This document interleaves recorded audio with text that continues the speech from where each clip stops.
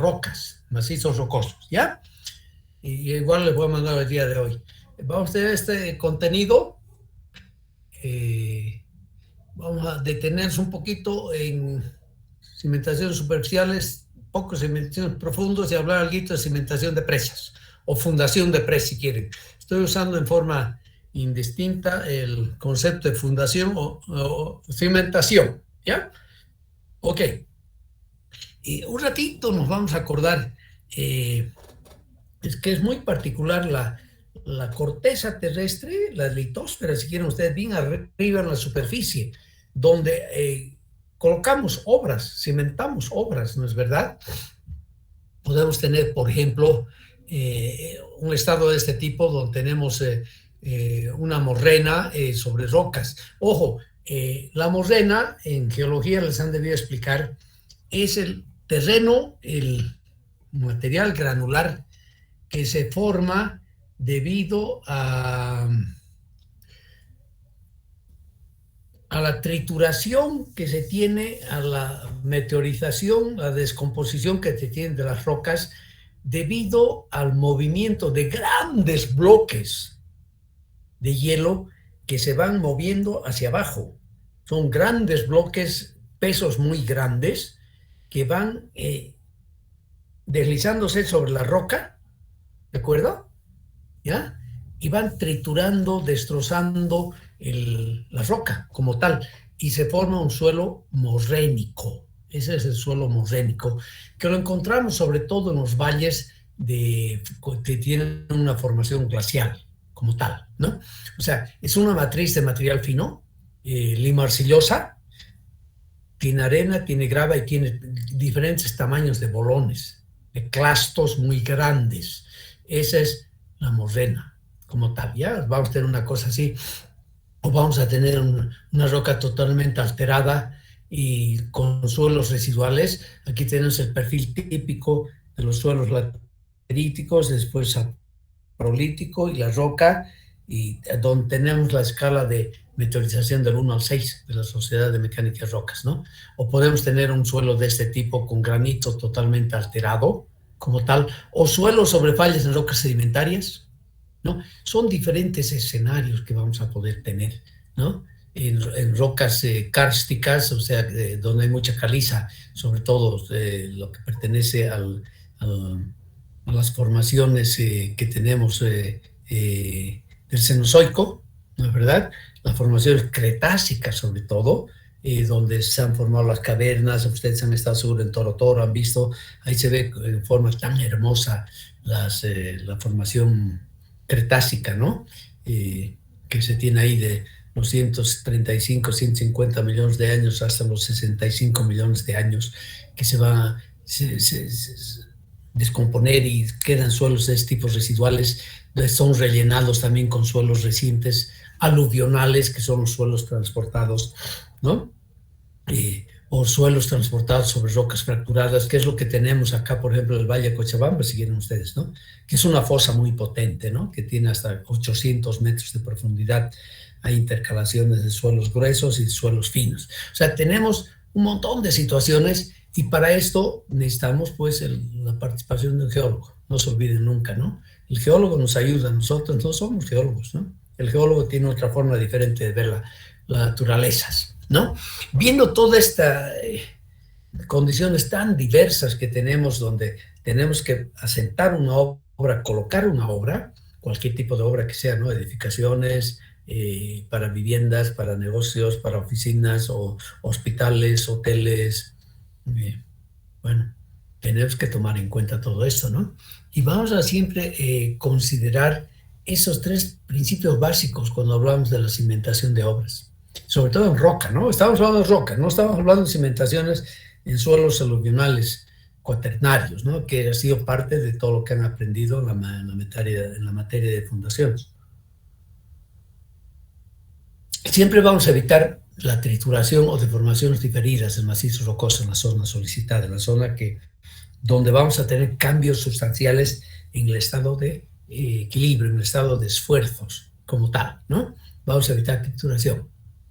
Y vamos a la vez controlar los asentamientos de la cimentación como tal, ¿no?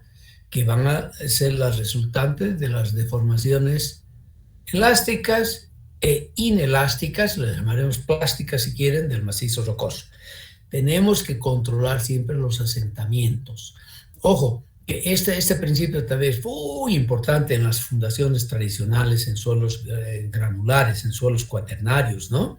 Donde más de una vez, ojo, no se olviden nunca, que los asentamientos son los que condicionan prácticamente el esfuerzo o la capacidad admisible del terreno.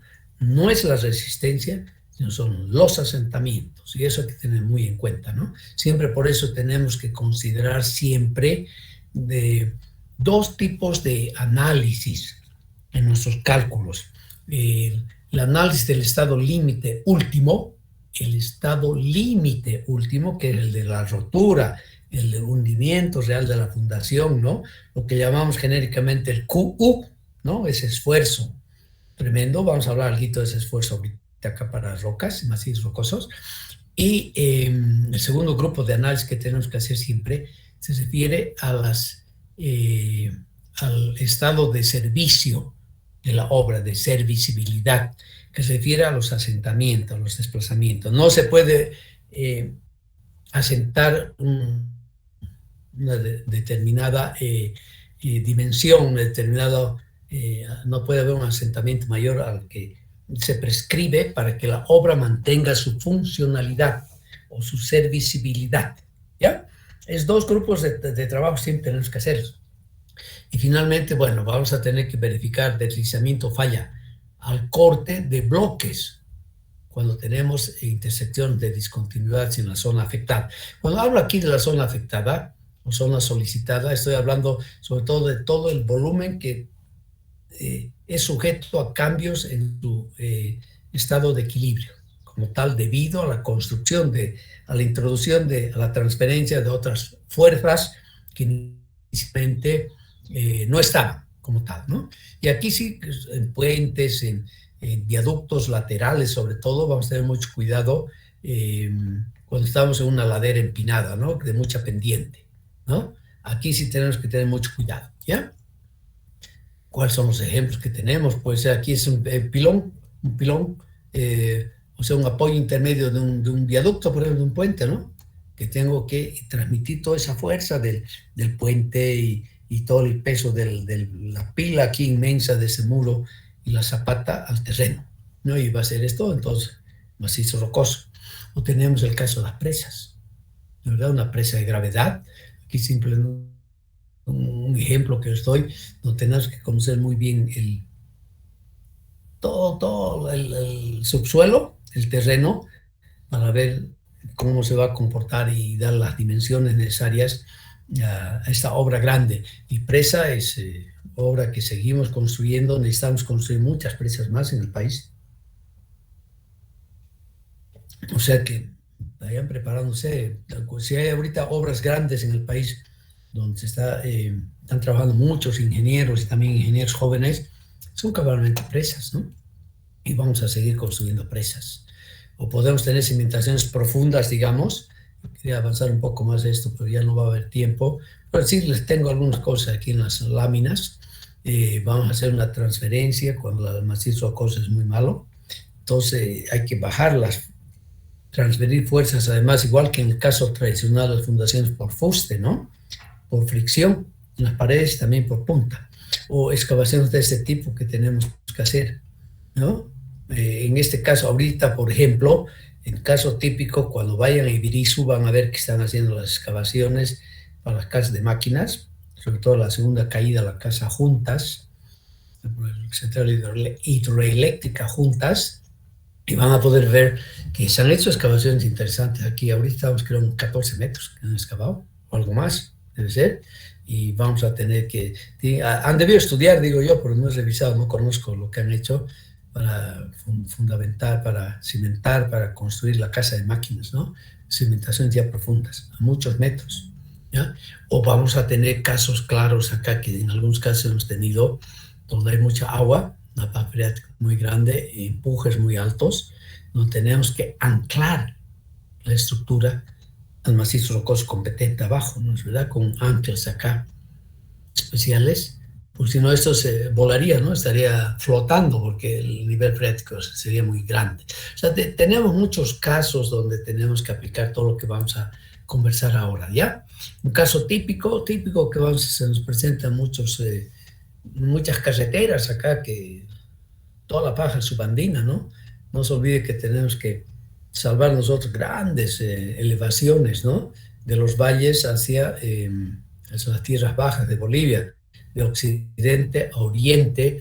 Entonces tenemos que estudiar muy bien las condiciones de equilibrio que va a haber en ese macizo rocoso para que todo esto sea estable, ¿no es verdad? Y cómo vamos a transferir las fuerzas acá, y tenemos que conocer muy bien las singularidades que tiene el terreno. O sea, se necesita muchos ejercicios, ¿no? Aquí en este ejemplito que viene del libro de Duncan, dice, es el libro que se llama Foundation and Rocks, se los puedo mandar, creo que no, ese libro sí no se los he mandado, de Duncan, y voy a anotar porque siempre vale la pena que tengan esto en su biblioteca virtual, ¿no es verdad? Enviar, voy a anotar, enviar Foundation of Rocks de Duncan, de Willie Duncan, ¿ya?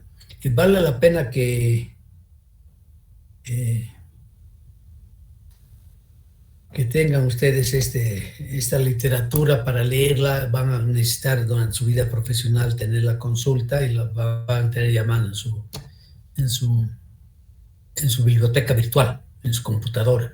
Y claro, si aquí yo tengo una falla que supuestamente está con material totalmente triturado, totalmente alterado, donde muchos de los minerales se han convertido ya en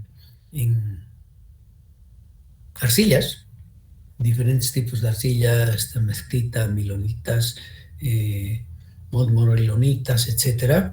Claro, lo que va a tener una resistencia muy baja al corte, ¿no? Sobre todo al corte, resistencia muy baja. Y aquí, por ejemplo, sí se puede pensar en un mecanismo de falla de este tipo, ¿no es verdad? Porque no se olviden, siempre tenemos que imaginarnos modos de falla para poder aplicar todo lo que hemos aprendido de los estados límites últimos. Si no tengo el modelito de falla, difícilmente voy a poder hacer algunas apreciaciones y algunos cálculos sobre la seguridad que me ofrece esa construcción. O sea, modos de falla es importante definir. En ese caso, por ejemplo, este sería el modo de falla, y muy probable porque, lógico, si va a haber planos de deslizamiento, el plano de deslizamiento va a ser a través del material que tenga menor resistencia, ¿no es verdad? Y materiales que tengan mayor resistencia como estos, ¿ok? Bien, como les decía, modos de falla son muy importantes que podamos definir. Entonces, Gutman, es un norteamericano, Richard Gutman, de la Universidad de Stanford en California. Este es su libro, que es un poco viejo, pero muy bueno, muy bueno. Y no he encontrado yo una traducción al castellano para darles como referencia, ¿ya? Pero él nos define en su libro diferentes tipos de modos de falla, ¿ya? Puede haber que empieza el fisuramiento. Simplemente aquí con la zapata estamos transfiriendo cargas acá a través de zapata al macizo rocoso.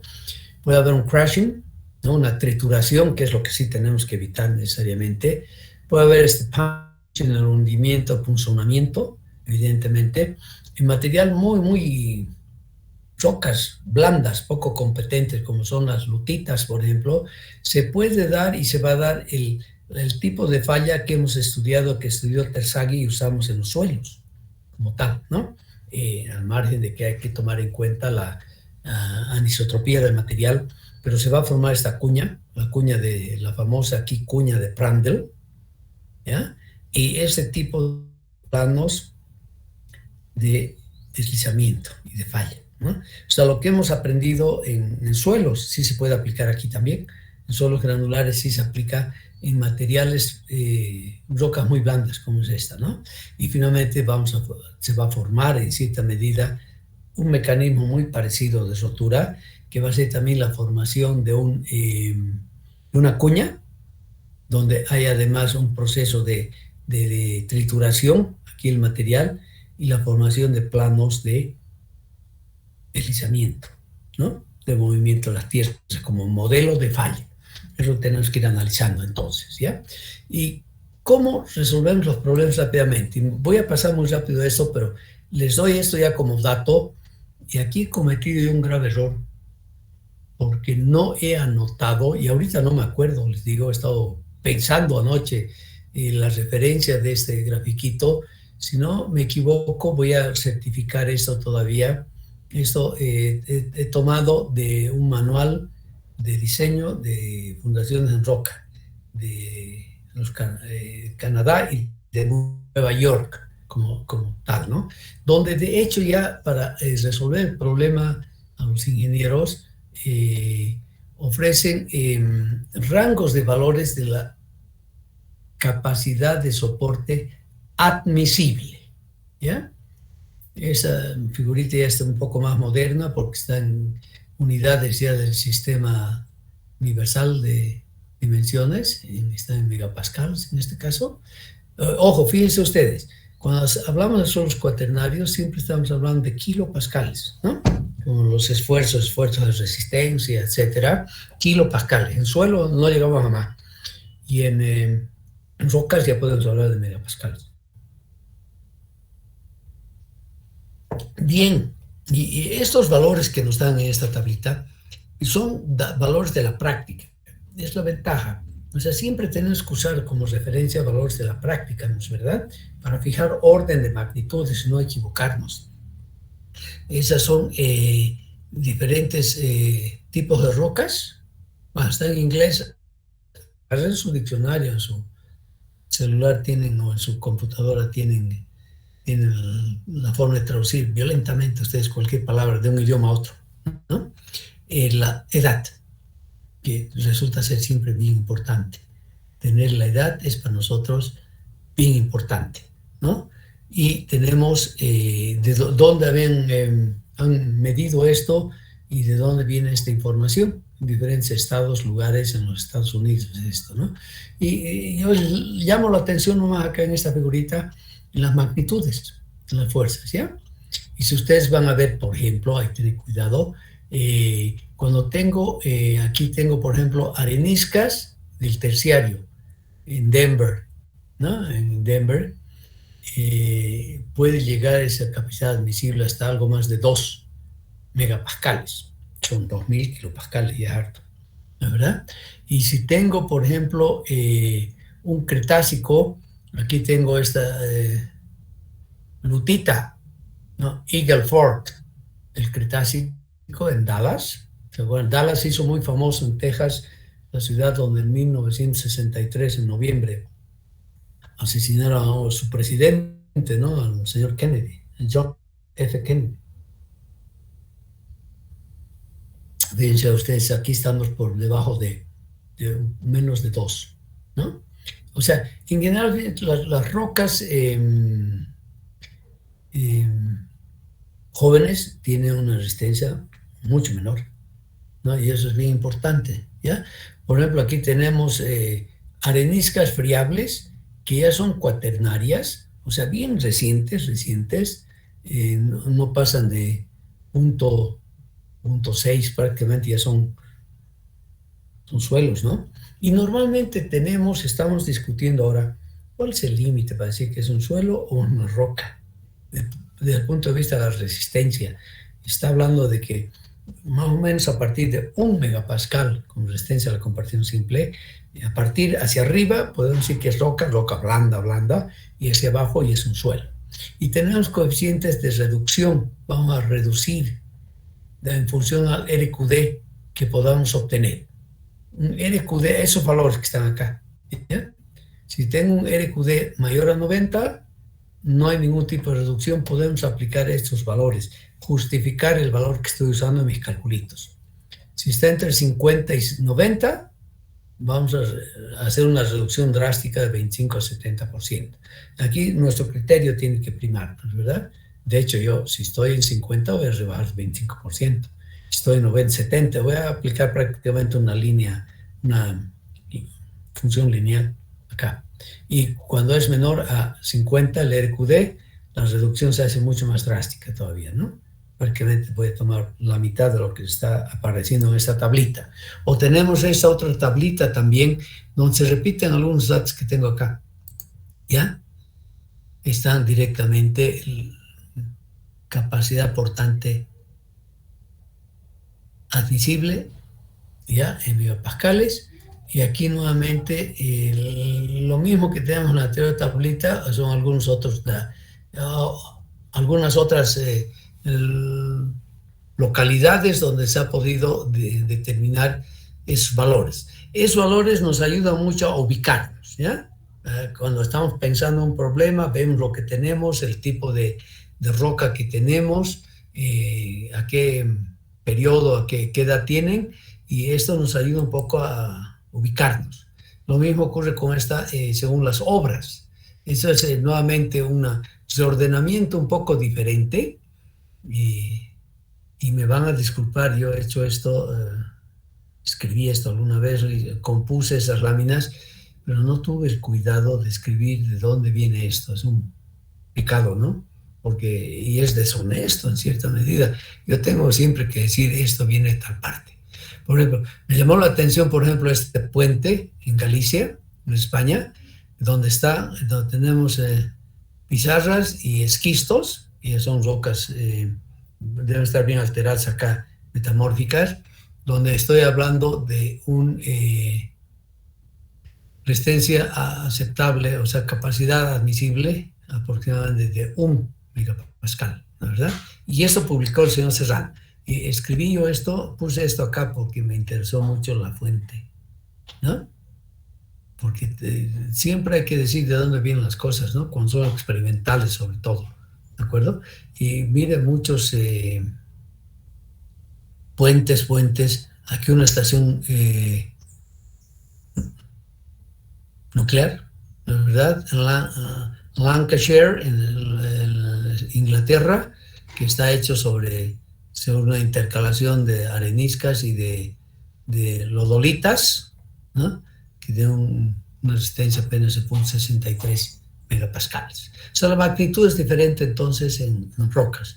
Aquí nuevamente un viaducto en Galicia, también Serrano anunció esto. Ojo, mire, estamos en un granito, ¿no? Pero el granito está alterado, está meteorizado. Y eso han hecho ensayos, y eso hace de que su resistencia a la compresión, su resistencia admisible sea de 0.72 megapascales solamente. ¿De acuerdo? Bien, esas tres tablitas que les presento acá no son útiles porque nos ayudan a ubicarnos en la magnitud, ¿no? Bien, pero veamos un segundo procedimiento, y un poquito más analítico, que es el procedimiento de los canadienses. Está en su manual oficial, en su guía, que es su norma oficial de los canadienses, ¿ya? Y ellos dicen, es aplicable para rocas que tienen una resistencia a la compresión simple mayor a 1 megapascal, que para ellos ese es el límite, donde hay un espaciamiento de discontinuidad C. No, aquí esto está mal escrito porque ese espaciamiento de discontinuidades tendría que borrarlo y lo tengo que poner acá, ¿verdad? Al final del concepto. Sí. Este problema está, bueno, primero voy a después quitar ese. Este sí. Creo que al quitar eso nos va. ¿Ya? Que sea el espaciamiento mayor a 30.30 metros. Y una apertura delta de las discontinuidades que estoy viendo menor a medio centímetro. Son las condiciones para aplicar es la formulita que ellos nos dan, ¿ya? Y el ancho de la cimentación o la zapata superior a 30 centímetros, ¿ya? Y no hay fuerzas tangenciales. Entonces podemos aplicar esta formulita. Es decir, calculamos la capacidad, estamos hablando de capacidades portantes, admisibles, la roca, ¿ya? Va a ser una fracción, pues, de la resistencia a la compresión simple de la roca intacta por este coeficiente KSP, que enseguida lo definimos acá. el KSP.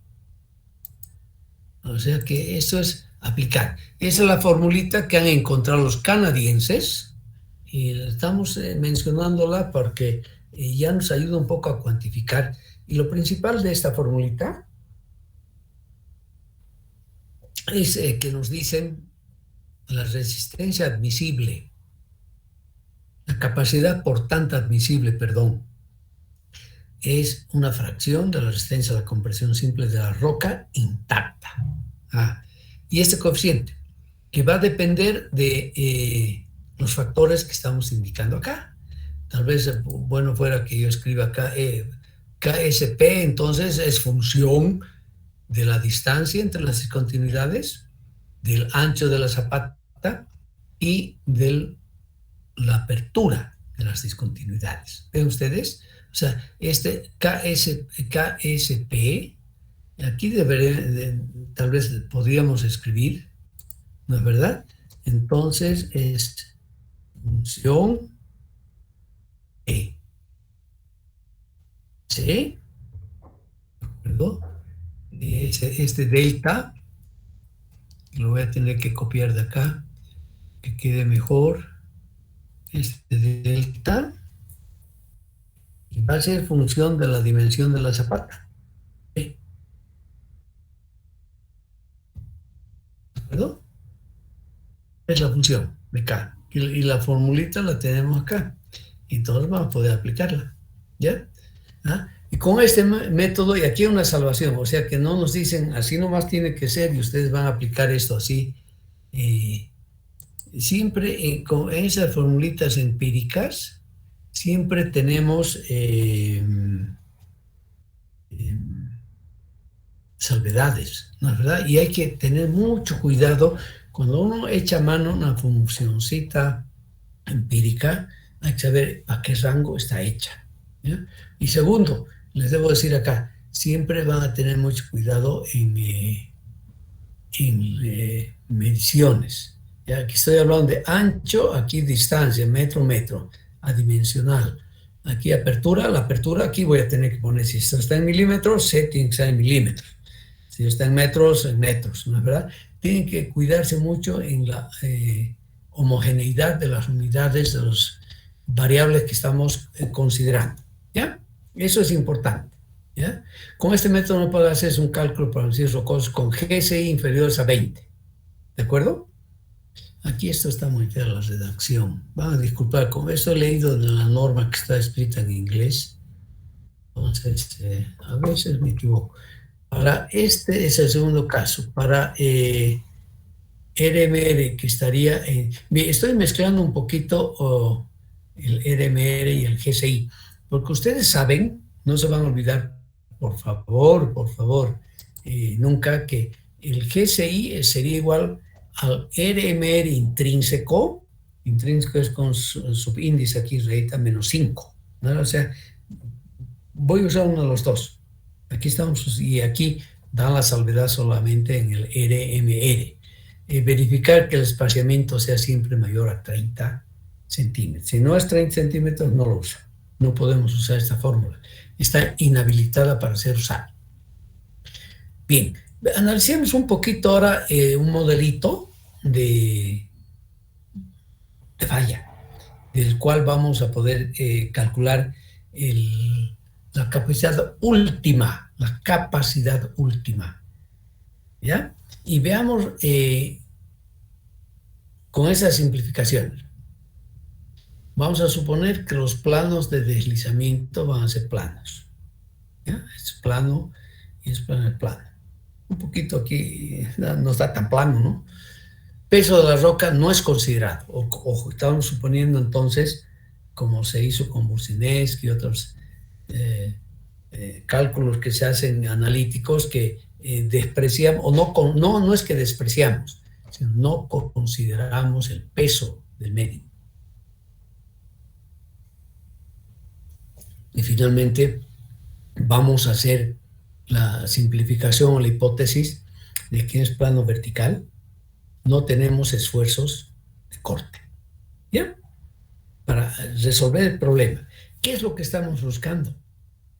Vamos a buscar el, el valor máximo de este esfuerzo aquí, vertical, que va a ser Q, que es igual a sigma 1, sigma 1A del bloque A, si quiere usted.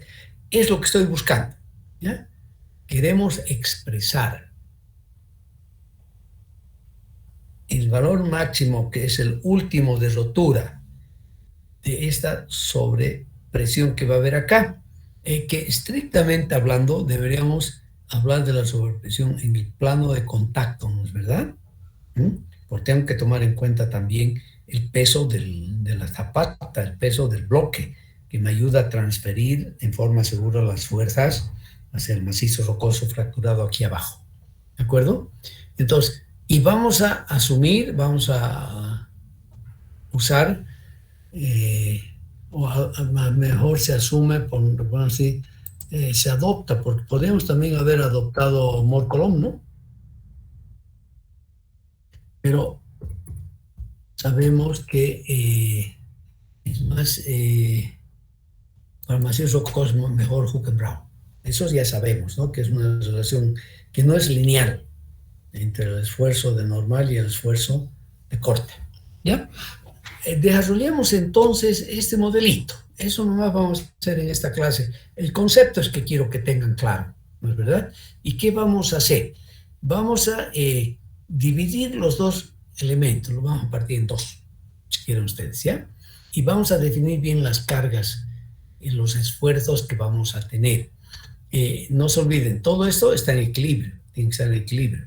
Aquí hay acción menos reacción, ¿no es verdad? O sea, los esfuerzos y los resultados de esos esfuerzos, suponiendo que no hay esfuerzo de corte en este plano vertical, tienen que ser iguales. Esa es la gran hipótesis que estamos haciendo acá. Y además, vamos a suponer algo más. Es decir, el bloque B, la cuña B, está ejerciendo un empuje acá sobre la cuña A, que es de confinamiento, ¿no es verdad? Ejerce un esfuerzo acá. Nosotros estamos asumiendo que acá no hay esfuerzo alguno. Este sigma 3B, digamos, este sigma menor que está trabajando sobre este bloque B es igual a 0. ¿Ya? Eso significa entonces que el esfuerzo, eso está en estado de equilibrio, estado de rotura, en estado último, ¿no es verdad? Que el esfuerzo en este plano vertical que ejerce el bloque B sobre el bloque A tiene que ser igual a la resistencia a la compresión simple del macizo rocoso, lo máximo que pueda aceptar el macizo rocoso. Y si nosotros aplicamos acá el criterio de Hooke-Brown, ¿de acuerdo? Voy a obtener directamente esta relación, pues. Aquí tengo entonces que ese sigma 1b, que va a ser igual a sigma 3a directamente, va a ser la resistencia a la compresión simple del macizo rocoso.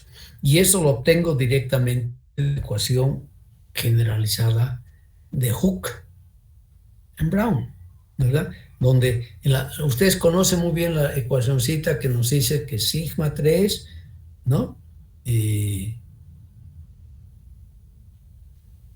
Es igual a sigma, no, perdón, sigma 1, que es el esfuerzo principal, es igual a sigma 3 más la raíz cuadrada, que bueno, que puede ser, puede variar un poquito, 0.5, pero la primera concepción fue la raíz cuadrada de mb sigma 3 dividido entre sigma ci más s,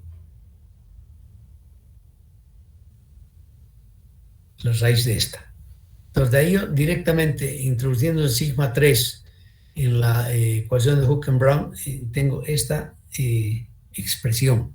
Y resulta evidentemente que para macizos rocosos, la resistencia del macizo rocoso, la resistencia a la compresión, ¿no es verdad?, del macizo rocoso, simplemente la raíz cuadrada de S por la resistencia a la compresión simple de la roca intacta al cuadrado, directamente al cuadrado, ¿ya? Y vamos a agarrar, bueno, aquí de hecho ya he escrito otra vez el sigma, el HB generalizado, es que es esta formulita, ¿no? ¿Verdad? Bien, y nosotros estamos diciendo de que el sigma 3 acá, este esfuerzo de confinamiento, es la hipótesis que hacemos, es igual a la resistencia a la compresión simple del macizo rocoso. O sea, es el efecto que tiene la cuña esta B sobre la cuña A, que la confina, está confinándola. Y al confinarla, evidentemente, se incrementa también el valor que va a corresponder a este sigma 1A del bloque, la cuña A, como tal, que va a ser igual a la capacidad portante de rotura, a la QU, a la capacidad portante de rotura. O sea, aquí directamente entonces aplicamos Hooke e introducimos directamente lo que acabamos de encontrar aquí, ¿no es verdad? Ahora lo que voy a hacer un ratito, no sé, para que esté un poquito más fácil eso, que recién me he ido dando cuenta, me va a disculpar ustedes, uno siempre aprende un poco más, que hay que enumerar las ecuacioncitas para decir yo meto uno, meto en dos, y así sucesivamente, ¿no? Entonces, eh, se entiende más. Y esta sería, voy a llamarla A no B, aquí ya, no, aquí puedo poner aquí la ecuación 2, ¿no? Y aquí tendría que aumentar, eh, aquí aumentaremos una explicacióncita y así va a ser más claro cuando ustedes lean esto. Aquí pondremos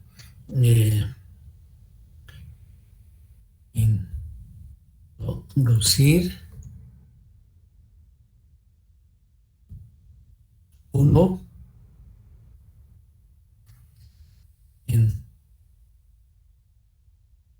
2. ¿Ah? Inducir 1 en 2. Aquí introducimos la ecuación 1 en 2 y tenemos esta ecuación, ¿ya? Espero que esté un poquito más entendible así, ¿ve? Me falta mucho perfeccionar algunas cosas para comunicar. Yo sé que ustedes están aprendiendo las cosas y yo tengo que ser más explícito en trabajar con eso, ustedes esas cosas.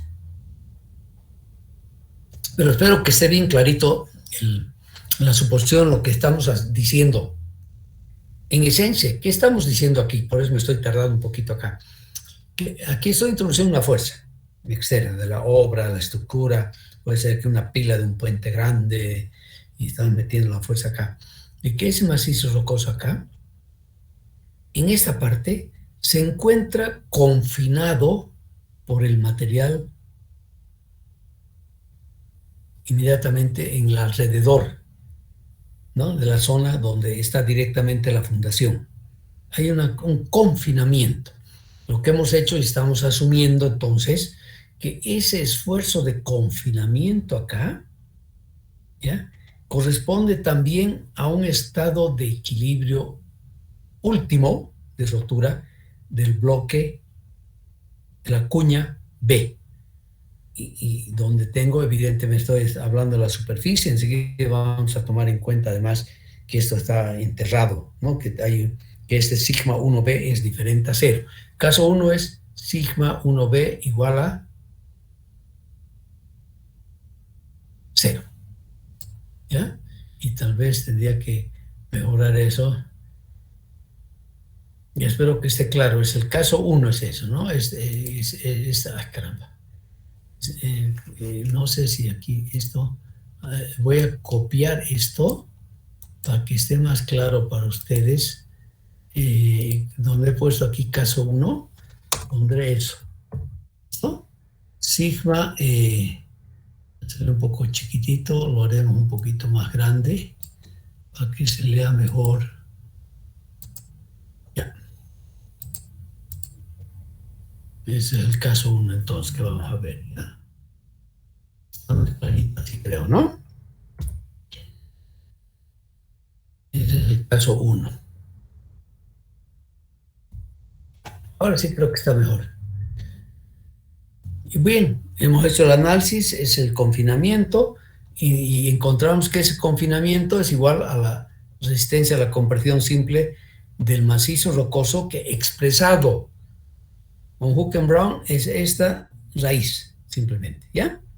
O sea, el A inicial que tenemos inicialmente, cuando esa es la expresión que se hizo en los años 80 hasta principios de los 90 del hook generalizado, y después fue modificado ligeramente esto, introducía paciente de perturbación, ¿se acuerdan del D? Y aquí aparece entonces ya no un medio, sino A. Y ese A está aproximadamente igual a 0.5, o sea, se mantiene, es válida esta raíz cuadrada.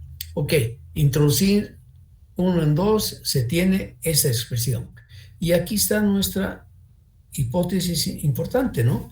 Decimos siendo, esto que sea nomás minúsculas, siendo sigma 1, y aquí me ha faltado algo, tendría que ser este sigma 1, de acuerdo a la figurita que hemos puesto, permítanme un ratito para que esté más comprensible todo esto, sigma 1A, habíamos llamado, siendo sigma 1A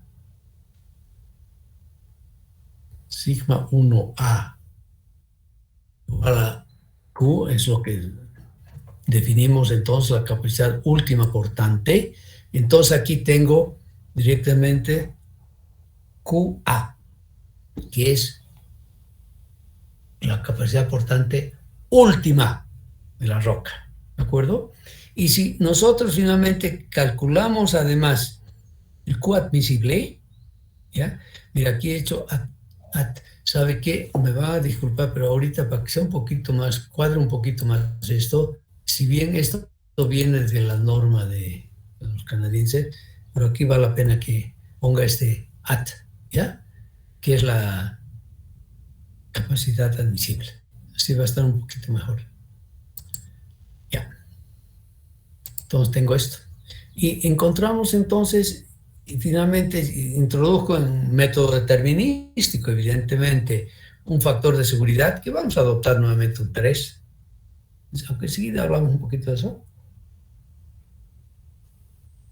Entonces obtengo directamente para mis calculitos el Q admisible como tal, que me va a ayudar a calcular también deformaciones, asentamientos, ¿de acuerdo? O sea, fíjense ustedes entonces, haciendo las hipótesis que hemos hecho, el modelito simplificado que hemos hecho, que es el modelo de rotura, si quieren ustedes, donde se forma aquí la cuña y tenemos planos de deslizamiento que se van a dar entonces en macizo rocoso, ¿no? Suponiendo además que tenemos esos tipos de rotura de la zona A y la zona B, ¿no? Encontramos una expresión ya sea de QU, que es esta, porque aquí debería poner sigma 1A también. Espero que no, ya eso ya no vale la pena que siga cambiando estas fórmulas acá. Pero está en función entonces de las características del macizo rocoso, ¿no es verdad? Porque tengo el esfuerzo de la compresión simple de la roca intacta, sigma CI, está muy bien. Tengo el MB, que es una función del MI y del GCI, ¿no? Y ahora modernamente además del D, que es el coeficiente de perturbación como tal, ¿no es verdad? Y del S, que es ese factorcito que es también función del GCI, que es el número de fraccionamiento, de fracturamiento que tiene el macizo rocoso. Son valores que calculamos directamente, los calculamos además directamente con el programita RockLab que ya tenemos a mano, ¿no? O lo hacemos a mano con la maquinita de calcular que tenemos en el escritorio, o usamos el pequeño, el programa que tenemos, ¿no? El algoritmo que está disponible, ustedes lo tienen y lo saben usar. Una pregunta quiero hacerles, por favor. ¿Les mandó el link, Micaela, para el Unwedge, el SWedge y el Face? ¿Ya les mandó? ¿Quién me avisa? Creo que no, Doc. Ay, caramba. Sí, que creo que no mandó. Bueno, hoy día sí me comprometo, voy a pelearla para que ustedes tengan eso y puedan instalar el programita en su computadora y puedan jugar un poco. Son programas bien bonitos y sencillos también, que vale la pena que los tengan, ¿ya? Programas. Yo les he prometido 3 programitas más. El S-Wedge para cuñas superficiales, el Unwedge para cuñas en túneles, en obras subterráneas, y el Face 2D, ¿ya? Que vamos a ver cualquier rato, un ratito también con Micaela o tal vez con el ingeniero Frías, también conmigo, ¿ya? Con eso ya estaría más, un poco ya contento que tengan todas esas herramientas, ¿no? Porque el ingeniero tiene que tener también su baúl, su cajita de herramientas, ¿no? Y, verdad que es necesario. Espero que estoy tratando de ser lo más explícito posible para que ustedes sepan de dónde vienen las cosas. El ingeniero tiene que saber de dónde vienen las cosas. Y para saber a dónde van, ¿no es verdad? Es muy importante eso, que estamos siempre conscientes. Entonces aquí tengo ya una formulita que va a ser de... Esta de hecho ya es de diseño y es también, ¿no? Esta la vamos a usar si quieren ustedes para el cálculo último de rotura y esta es para el cálculo de los estados de servicibilidad que vamos a tener ya tomando en cuenta el coeficiente de seguridad. ¿Y por qué tenemos que tomar este coeficiente de seguridad? Lo vamos a tomar igual a 3, como hacemos en suelos, porque tenemos muchas incertidumbres. Y eso ya sabemos. Y mientras tengamos grandes incertidumbres, hay que saber eso, ¿no? Hay que adoptar, ¿ya? Y vamos a hacer una corrección aquí debido a la forma de la zapata. Porque aquí, si se acuerdan ustedes, estoy haciendo esto, hemos hecho el trabajo para una zapata corrida, si quieren ustedes. Y tenemos que corregir ese valor con este cociente sigma 1, ¿ya? Olvídense el sigma 2 para otros fines que estaban en esa tablita. Tal vez valdría la pena que tal vez, si sabe qué, para no confundirlos, ¿qué le parece si yo borro esto? Porque el C1 no aparece ahí. No vale la pena que lo tenga. Sí, C1 nomás vamos a poner. ¿Ya? Ahora, así vamos a estar más tranquilos. Y esto lo voy a achicar un poquito, esta línea. San, está mejor. ¿Ya? Y vamos a usar, aquí está la relación longitud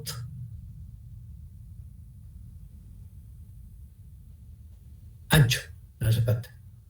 Y cuando es cuadrado o circular, cuando es cuadrada, voy a tener 1,25 y no, aquí esto está mal, pues. Simplemente aquí es cuadrada y para circular tengo eso.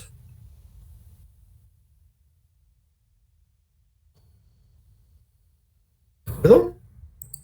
Pues tengo esto. Ahora sí está mejor. Voy a usar este coeficiente de corrección de forma.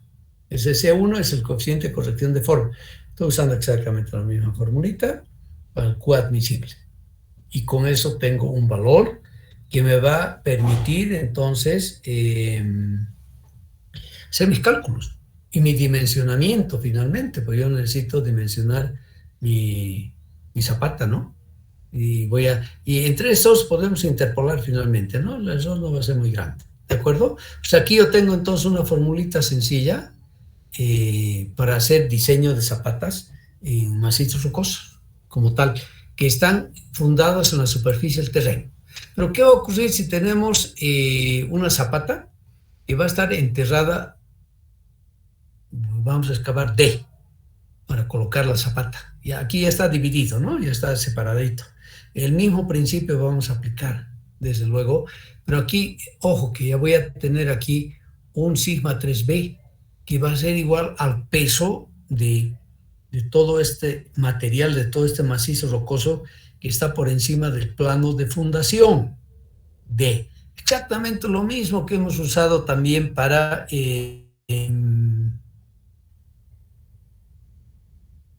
suelos granulares, ¿no es verdad? Hemos hablado tanto, son ustedes, bueno, han visto la clase de fundaciones. ¿no? Y juega un rol muy importante saber dónde estamos. Cuando usamos el Terzaghi o usamos Meyerhof, es bien importante dónde estamos, la profundidad, porque eso aporta sustantivamente a la capacidad portante. Aquí también. O sea, estamos hablando de fundaciones, pues, en transferir fuerzas, ¿no? O estamos tratando de transferir esta sigma 1A al terreno.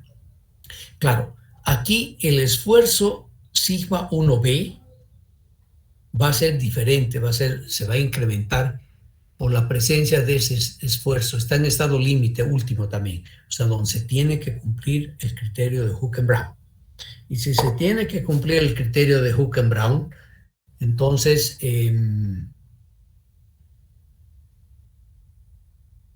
tenemos que considerarlo en Hooken-Brown aquí, ¿ya? Y yo voy a tener entonces aquí, nuevamente, tiene que haber equilibrio, seguimos asumiendo que en este plano vertical no hay fuerzas de corte, entonces el sigma 1B va a ser igual al sigma 3A, ¿de acuerdo?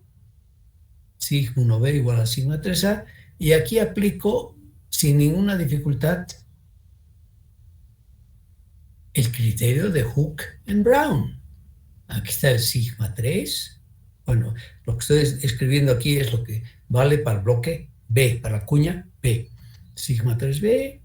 Aquí está nuevamente MB por sigma CI, porque no hemos dividido por sigma CI, no es verdad, hemos multiplicado todo por sigma CI, por sigma 3B, que es esta partecita de acá, más S sigma CI al cuadrado. Listo. O sea, ya tengo entonces acá este esfuerzo horizontal sobre el bloque de la cuña B sobre la cuña activa o la cuña A, ¿de acuerdo? Que miren que si D fuera 0, tengo directamente esta expresión, pues, ¿no? Que el sigma 3A, o sea, es directamente igual a la resistencia a la compresión simple del macizo rocoso, que es igual a la raíz de S por sigma CI al cuadrado. Directamente podemos sacar. Y vamos a reemplazar entonces valores, ¿de acuerdo? Voy a reemplazarlos acá, ¿ya? Y voy a reemplazarlos, aquí aplico otra vez Brown directamente y para encontrar sigma 1A, que es lo que sí me interesa, ¿no? Que es el QU como tal, ¿no? Y tengo esta expresión igualita a la que teníamos anteriormente, ya con coeficiente de corrección, donde simplemente tengo que introducir en esta fórmula el sigma 1B que acabamos de encontrar, aplicando Hooke. Con otras palabras, estamos aplicando dos veces Hooken-Brown, ¿no es verdad? Uno que es para el bloque, la cuña pasiva, donde el esfuerzo mayor está aquí en la vertical, que es el que se ejerce como confinamiento sobre la cuña activa, sobre la cuña A, y la sobrecarga que tenemos. Eso es todo. Ahí estamos aplicando una vez Hooken-Brown.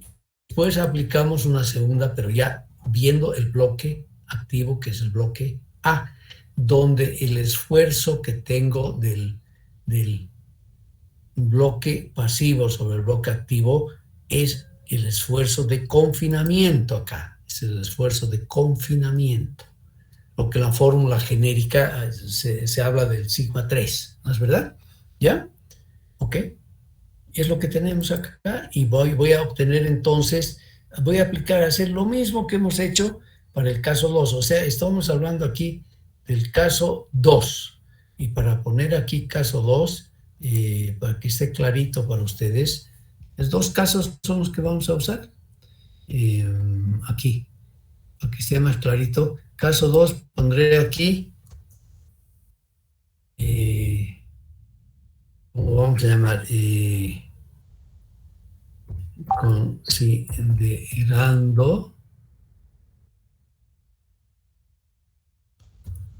Considerando eh, excavación, ¿de acuerdo? Estoy tratando simplemente de aclarar un poquito algunas cosas. Yo les quiero pedir que lean un poco esto, hoy día les tengo que mandar esto, y que me avisen, pues, me digan, pucha, esto no entendí. Ya vamos a hacer una clasita extra, ¿les parece? Va a tener tiempo. Tenemos que definir dos cosas hoy día. Si hacemos 29 o 30 el examen, y dos, yo estoy con mucho gusto, estoy con ustedes para trabajar un poco, hacer una clasecita de consultas y voy a hacer algún ejercicio con ustedes el día martes, digamos, ¿ya? O sea que tenemos que ponernos de acuerdo hoy día si el examen va a ser el 29 o va a ser el 30. El 30 es jueves, el miércoles 29. Yo propongo que sea el 30. Jueves 30, ¿está bien?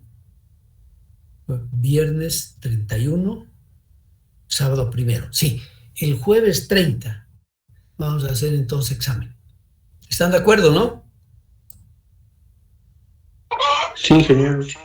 Buenos Entonces, días, ingeniero. ¿En qué horario sería, disculpe? En la mañana temprano. Vamos a tratar de hacer un examen bastante corto, no va a ser tan extenso. El jueves 30 a las 8, ¿les parece? ¿Está bien? Sí, está bien, doctor. Bien, está perfecto, está bien. Listo, anótense Sí, entonces, sí, avisen a la gracias. gente. Vamos a poner también el WhatsApp. Examen 2, el 30 a las 8 de la mañana. ¿Listo? ¿Ya? Yo les mando esto más hoy día también, porque va a haber un pequeño ejercicio de esto. Va a haber un ejercicio, mire, va a ser regalo de Navidad, pues. Estamos en Navidad, ¿no? ¿Verdad? Entonces van a tener su regalito. Y vamos a hacer un calculito usando una formulita así. ¿De acuerdo? Bien sencillito. Bien sencillito. Donde sí tienen ustedes que encontrar si este MB y el S, ¿no? Y dato del problema va a ser el sigma CI, desde luego, ¿no? Así de sencillito. Vamos a hacer, ¿ya? Bien, hay un tercer método, vamos a analizarlo, ya no va a ser la deducción, pero Serrano y Olaya, que eran profesores, todavía creo que ya se jubiló Olaya también de la Politécnica de Madrid. Ellos propusieron esa formulita, con toda una deducción matemática, todo un análisis muy detallado que han hecho del estado elastoplástico del macizo rocoso, y nos dan estas formulitas. Mira, aquí hay que ser formuleros si quieren ustedes. Lo mismo aparece también en el CONSAS de Vallejo, ¿no? La ingeniería geológica, que lo tienen ustedes, ¿no? Donde se tiene que la capacidad admisible son función de estos componentes, ¿no? De estos componentes de un NB como tal, ¿de acuerdo? Y aquí están las expresiones, están muy claras, ¿no? Donde se está usando, evidentemente, en este caso, aquí están formulitas que se tienen adoptadas de otras investigaciones para el MB. El MB, de hecho, es el trabajo que hizo Huckenbraun en su época, ¿no? Que está introducida acá. Y este coeficiente de tenacidad, que lo llaman ellos, ¿ya? Que sí es teórico y es experimental. Vamos a usar el coeficiente de tenacidad. Y finalmente este factor que necesito acá para calcular mi esfuerzo, mi capacidad admisible, el N beta, ¿no? Que se lo saca entonces de esta gráfica como tal, ¿verdad? Donde tengo la carga externa normalizada en el contorno 1, este sigma, eso hay que tener cuidado, el sigma, etcétera, la tengo que definir muy bien, que no la veo aquí donde la he definido bien. Aquí está, lo que es la sigma, la carga externa normalizada en el contorno, ¿no? Que está definida acá, ¿ya? Y calculo este valor N beta, este N beta. Y con eso tengo los valores y la pendiente que voy a tomar, esta I2, la pendiente que vamos a adoptar para poder calcular nuestros esfuerzos, tomando en cuenta no solamente fuerzas verticales, sino también horizontales. Es el análisis que hace César. Aquí nos estamos convirtiendo un poco en formuleros, les debo reconocer. Y sería muy lindo que podamos trabajar para llegar a estas ecuaciones y seguir la línea de análisis y pensamiento que han seguido los dos españoles, ¿no? Pero aquí está el I2, o sea que esa formulita de Serrano Olaya la usamos en la práctica cuando tengo también fuerzas horizontales interesantes, ¿no? Tengo que tomarlas en cuenta. Y las tomo en cuenta aquí. Fíjense, y varía fuerte este factor, de acuerdo a las fuerzas horizontales. Vamos a usar este abaquito que está publicado en Vallejos también, ¿ya? Y para las rocas débiles, poco facturadas, tenemos además lo que nos propone Bell. Bell ha aplicado un método muy parecido al Terzaghi para suelos, como tal, donde ustedes pueden reconocer muy bien, tiene tres componentes, ¿no? Tres componentes, ¿no? Componente de la cohesión, el componente de la sobrecarga, ¿no? Perdón, es el componente de la sobrecarga, y aquí tengo un componente del peso propio del material, como tal. Y para sacar el K admisible, el Q admisible directamente, con esas formulitas que tienen mucho que ver con lo que hay en suelos. Aquí no vamos a deducir. En el curso de fundaciones he tratado un poquito de explicar de dónde vienen esas formulitas, ¿no? Que son respuestas, ojo, de métodos analíticos elastoplásticos. No es que a alguien se le ocurrió y escribió esa formulita, tienen toda una deducción matemática, por si acaso. Vamos a aplicar esas formulitas y aquí voy a tener dos coeficientes de corrección. Ay, caramba, ¿por qué no están acá? Uy, he borrado el C2 hace rato en una tabla arriba, ¿no?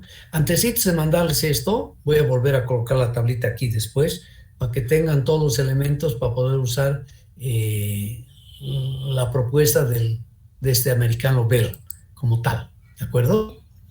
Y tenemos condiciones para usar de todas maneras, ¿no? Hay que tener cuidado. La formulita de Bell, esas son las condiciones que vamos a tener donde usamos el criterio de rotura de Mohr-Coulomb. Ustedes han podido fijar acá porque tengo la cohesión, ¿no es verdad?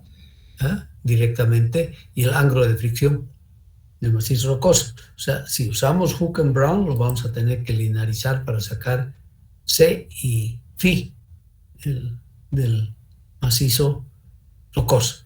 Y se desprecia la cohesión entre las acciones. Son las hipótesis que nos da Bell para que podamos usar esa formulita con sus tres coeficientes, ¿no?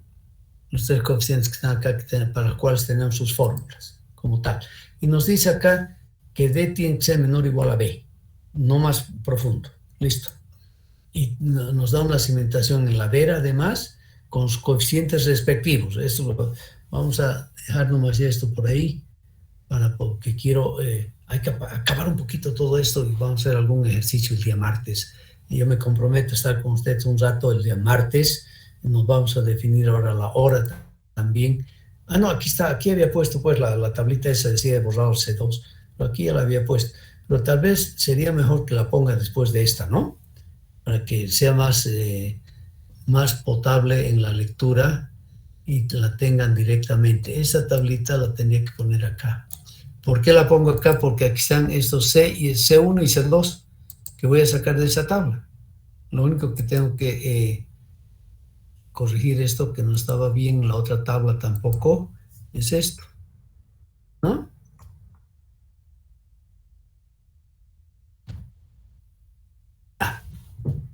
Entonces, de esta tablita van a sacar el C1 y el C2, que son de corrección para aplicar esta teoría de Bell.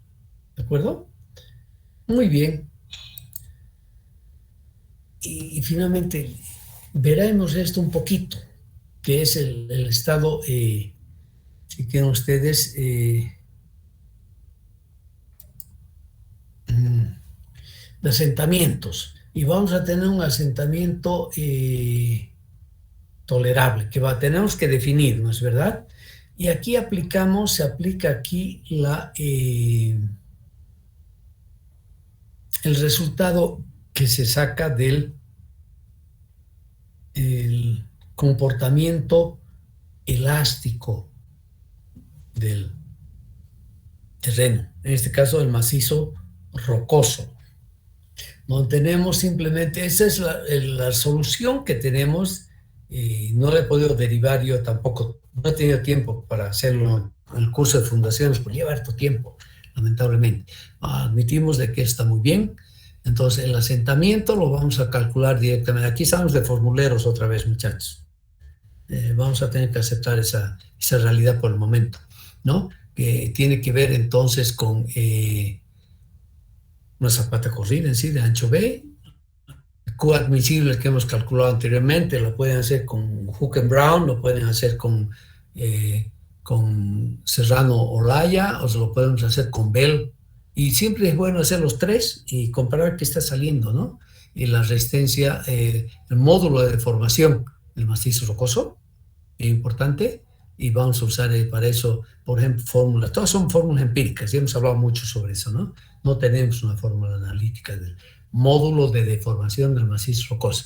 El Poisson del macizo rocoso, para el cual vamos a usar la formulita de Wieniawski.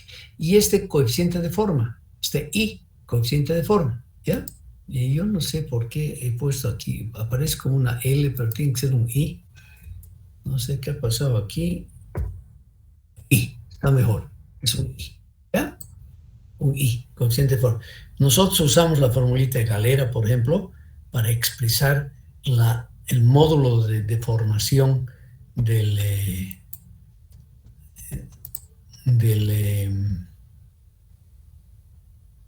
macizo rocoso, que sería igual al módulo de deformación de la roca intacta por E en función del EDMR.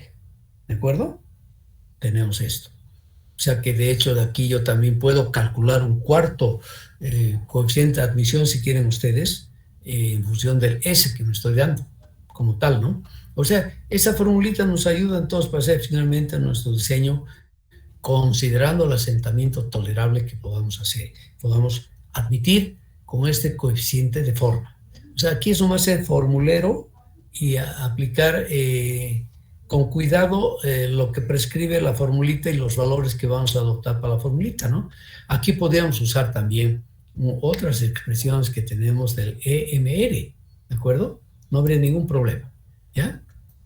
Finalmente aquí un ratico, para que tenga un poquito, si bien esto está en sistema imperial de los americanos, aunque aquí tengo también el sistema nuestro métrico, ¿ya? Tenemos acá las zonas donde nos dicen que donde son tolerables, eso en el caso de puentes, las deformaciones, ¿de acuerdo? Deformaciones, desplazamientos horizontales y desplazamientos verticales. Verticales son hundimiento, casi 50 milímetros, ¿no? Esa es la norma americana. Nos dicen que esto es lo tolerable. Si la combinación de desplazamientos horizontales y verticales cae en otro cuadrante, digamos, que no sea este de los tolerables, aquí sí que nuestro diseño está mal. Es el control que hacemos, sobre todo para pilas en puentes y pilas que a veces son largas en viaductos que se hacen, ahora están haciendo viaductos con pilas de fácilmente 20, 30, 40 metros, ¿no? Uno de esos tiene unas pilitas ya largas, el túnel Curi que va hacia Aikile, por ejemplo, ¿ya? Y un recordatorio simplemente acá, les quiero mostrar el efecto de la anisotropía en lo que se refiere la distribución de los esfuerzos, los bulbos de distribución, como llamamos, de acuerdo a es el material, es anisótropo, de acuerdo a la posición de los planos de las discontinuidades.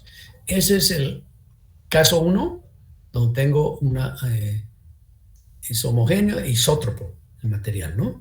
Aquí el material no es homogéneo, es anisótropo, ¿ya? Y vamos a tener diferentes distribuciones de los esfuerzos. Ojo, normalmente aquí sabemos que el módulo de deformación, que va a tener mucho que ver también después con la distribución de los esfuerzos, ¿ya? Y la resistencia del material varía. Vamos a tener una resistencia principal paralela a los planos de estratificación en este caso, y otra diferencia perpendicular a esos planos de estratificación. Y eso me va a dar formas diferentes de los bulbos. Son líneas de igual incremento de esfuerzos, por si acaso, ¿no? Eso hemos visto. Formas totalmente diferentes, como tal, ¿ya? Mire, esto ya viene de hace 50 años, ¿no? Y hay que seguir investigando, nos falta conocer mucho más sobre esto. Y finalmente voy a acabar esta partecita para hablar alguito, por lo menos tenemos que hablar una media horita de presas. Comparo aquí el método determinístico y el método semiprobabilístico. El método determinístico lo hemos usado hasta ahorita, ¿no es verdad? Es bien sencillito, no es nada más entonces que y aquí estoy usando lo que nos propone Bell, ¿no? Simplemente la resistencia, el QU último, va a ser igual simplemente a un coeficiente MB de los esfuerzos por sigma CI. Y aplico directamente todo esto, ¿ah? Sin ninguna dificultad, hasta encontrar el Q actuante. Para mí es el admisible, si quieren ustedes, el actuante, ¿ya? Aplico el concepto del método semiprobabilístico, estudienlo un poquito, y voy a encontrar de que el factor de seguridad del método determinístico va a ser igual al producto del coeficiente de seguridad parcial, que voy a tener de las cargas por coeficiente de seguridad parcial del coeficiente de las fuerzas de Bell y el coeficiente parcial de seguridad de sigma CI. Y resulta que si nosotros aplicamos, es simple, todo eso hecho para demostrarles, vamos a aplicar solamente un ejercicio, vamos a ser determinístico. Y si asumimos de que los coeficientes acá van a ser igual a 1, los coeficientes de los cálculos que hacemos, que son teóricos, empíricos, va a ser igual a 1. Y tengo un coeficiente de mayoración de las cargas 1,4 y un coeficiente de minoración del esfuerzo, de los parámetros mecánicos de resistencia de 2,15, voy a tener un factor de seguridad global determinístico de 0.3 como tal. O sea, quiere decir que estamos reduciendo drásticamente en el método semiprobabilístico la resistencia del material, los parámetros mecánicos de resistencia, para llegar a un factor de seguridad de 0.3. O sea que si usamos esto, estamos todavía bien, ¿no? Y esto les digo que me dice que estamos siendo todavía mucho más Juanes seguros con el método determinístico que con el método semiprobabilístico. Es toda la deducción que estoy haciéndoles acá. Ya no voy a ver esas fundaciones profundas porque he hecho toda una deducción de las formulitas. Eso nos llevaría mucho tiempo y ya no va a haber tiempo para acabar de ver, pero les voy a dar todo este trabajo para que vean.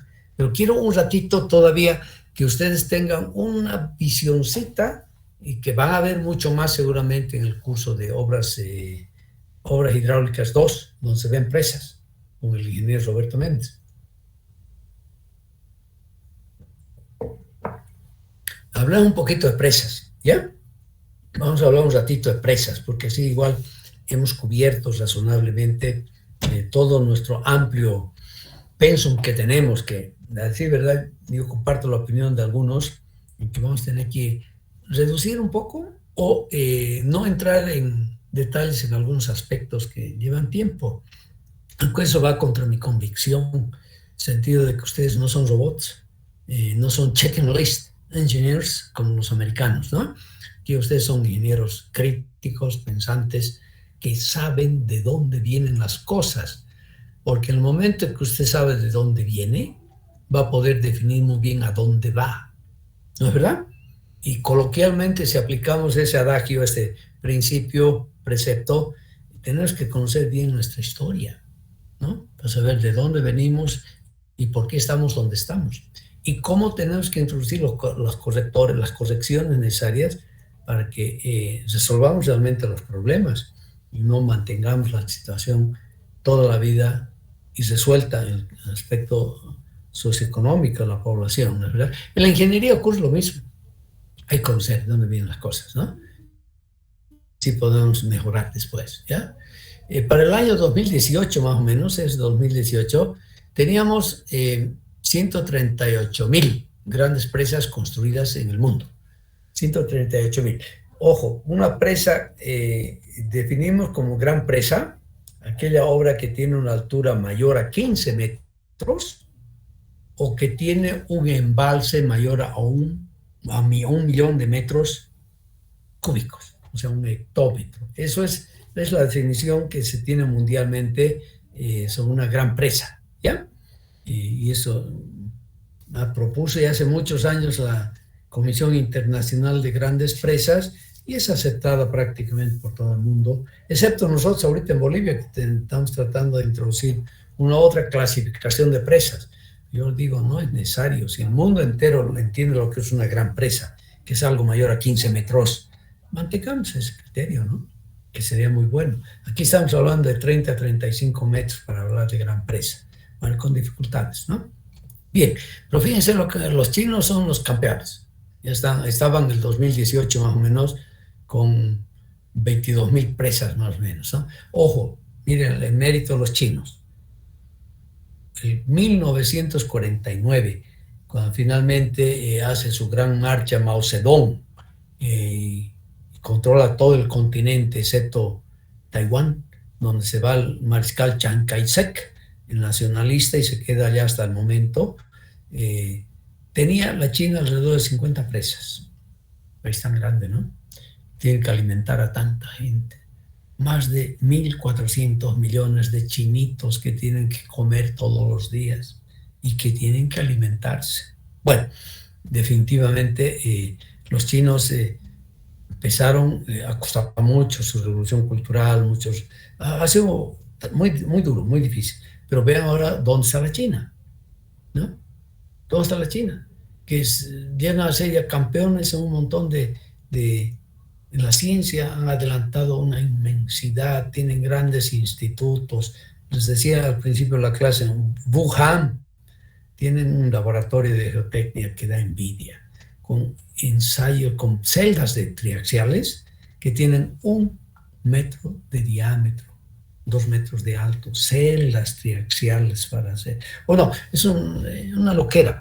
Han invertido mucho dinero, es un Estado pues que se maneja en forma diferente, aunque es un capitalismo de Estado ahora, ¿no? Para mí, capitalismo de Estado purísimo, un imperio tremendo, ¿no? Tremendo, que está fabricando de todo y diferentes categorías, desde excelente, que cumplen todas las normas más estrictas de países desarrollados, hasta productos que no sirven para nada, que es lo que nos mandan y nos venden, ¿no? Lo que contrabandeamos en Bolivia son productos de tercera y cuarta para los chinos. Los chinos saben y fabrican expresamente para este tipo de mercados como el boliviano, ¿no? Nos mandan basura normalmente. Y están conscientes de eso, pero dicen, bueno, es producto 3 y 4. Me hablaba un señor que estuvo hace poco en la China, que es del gobierno actual, y decía, increíble, los chinos la tienen clara, ¿no? Producto A y B, dicen, es caro. Producto C y B es barato para Bolivia. Así dice que le decían, ¿no? ¿Qué quiere? Le preguntaba. Fue una persona que está trabajando en el gobierno central, que fue a la China y me dice, es impresionante los chinos. Bueno, los chinos capitaneando. Pues el Asia, y fíjense ustedes cómo vamos bajando. Sudamérica no tenemos tantas presas, ¿no? Altas, estamos hablando así. Y se llevan la parte de León, Brasil, Argentina y Colombia, ¿no? Nosotros tenemos también unas presitas ya de grandes presas, ¿no? La más grande, Misicún, de 120 metros. La segunda va a ser Ibirizo, Huencas, con 124, 25 metros, ¿no? Y si vemos esto, miren, tantas presas que se siguen haciendo presas, ¿no es verdad?